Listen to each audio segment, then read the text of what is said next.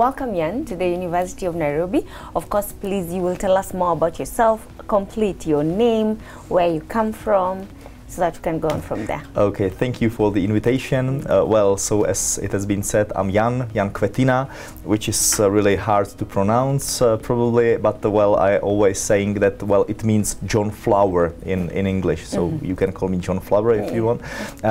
Okay, I'm from the Czech Republic, from the University of Hradec Králové and from the Czech Academy of Sciences. Well, if I shall say something about the Czech Republic, well, it's a really small country in Europe, because from European perspective it's not such small, but from the African perspective it's really small. So we have, well, approximately 10 million inhabitants.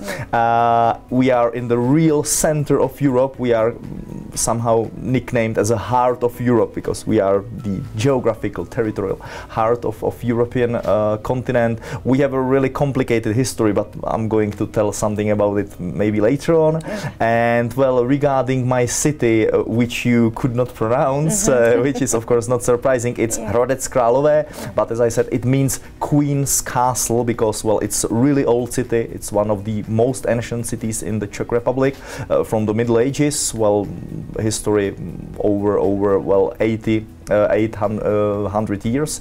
And well, during the Middle Ages it was the second most important city after the capital Prague, and because Prague was the settlement or the you know, the center of the king, so the kings decided to have another city which belonged to the queens, which was my city. Welcome, Jan. So we know you came through a collaboration that our university has with your university. So can you tell us something small about the collaboration, the collaborative agreement?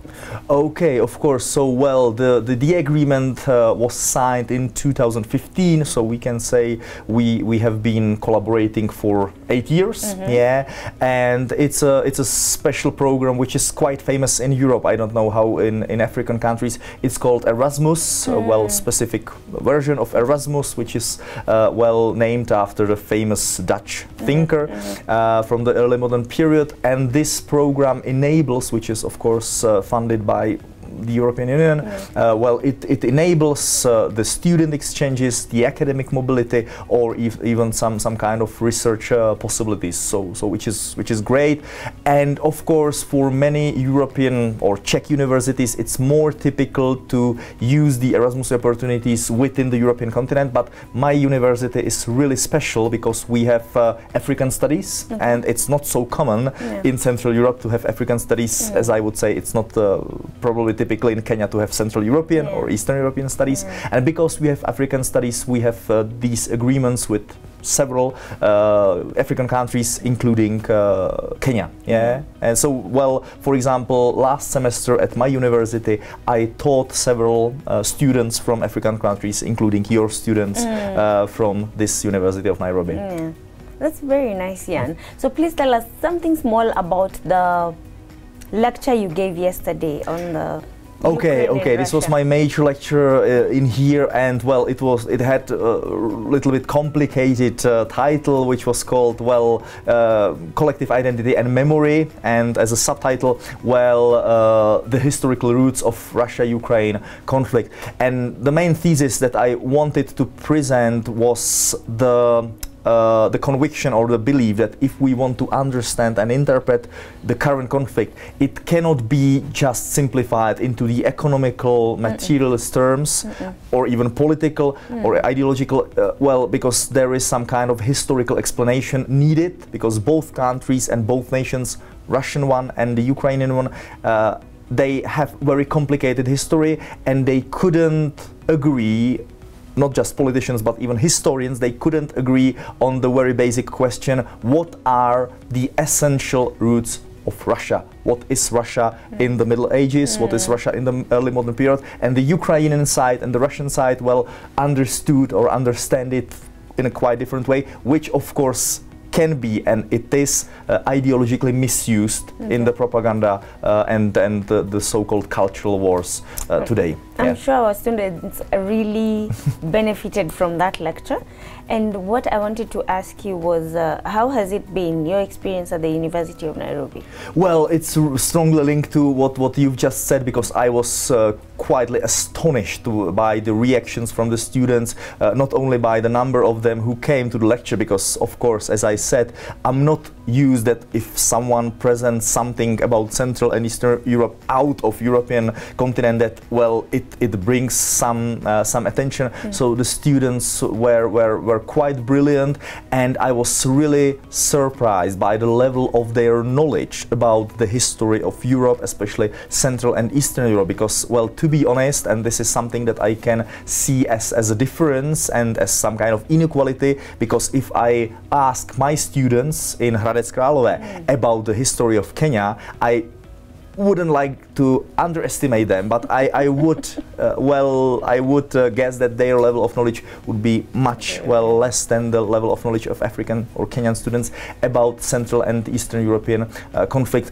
So I was quite astonished, because not only the reactions, but for example the discussion took more than an hour, even after the end of the lecture. So there were so many questions, so many comments and so on. So brilliant. That's interesting, but that's also the most interesting bit about the agreements and the mobility, the staff and students mobility. It exposes your students to this, history and culture, and our students to your end of the, your studies.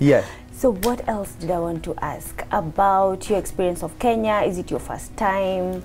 Yeah, well, not only in Kenya, but to be honest, this is my first time in Africa. Oh, wow. And of course, which might be surprising, because many Czech citizens, of course not as academicians, but as tourists, they frequently go especially to the northern part of Africa, such as, I don't know, Tunis, Egypt, and I have never been to any of African countries, and well, right now I decided to go to the real Africa, because in the Czech Republic we of course distinguish between the northern African countries and between the equator ones, so this is something that we call the real Africa.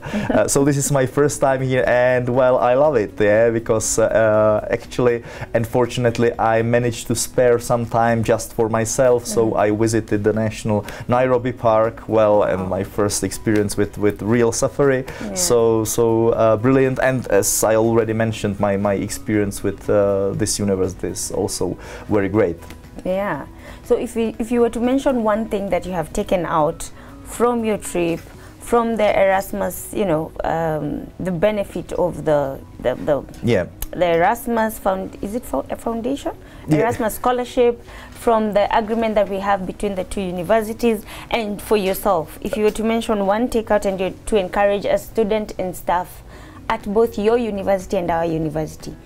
Okay, so well, it's really difficult to pick up just one, but I would say, well, do not hesitate to carry on with this exchange. And well, I can see, as I said, one difference or one inequality, because much more students from Kenya come to our university in the Czech Republic than the Czech students that arrive in here. And it's a pity. And well, what I'm going to do, it's that I'm going to promote this kind of exchange, because I have to say, and I have to admit, regarding the Central European perspective of Kenya and Africa, there are many stereotypes, there are many myths that one should experience and of course reject after the personal experience. So this is something that I would recommend, and I'm going to promote. That's really nice, Jan. We are glad we had it, and thank you so much. Do you feel like there's something I may have forgotten that you would want to say? No, I suppose that your questions were really good, and I hope that my responses were understandable. So that's all, probably. Thank you very much. So for those who do not know, the Corporate Affairs Directorate is the one that hosts the international desk and the internationalization of the university. So that's why Jan here had to sit with us and have this conversation. Thank you very much for watching, and have a good one.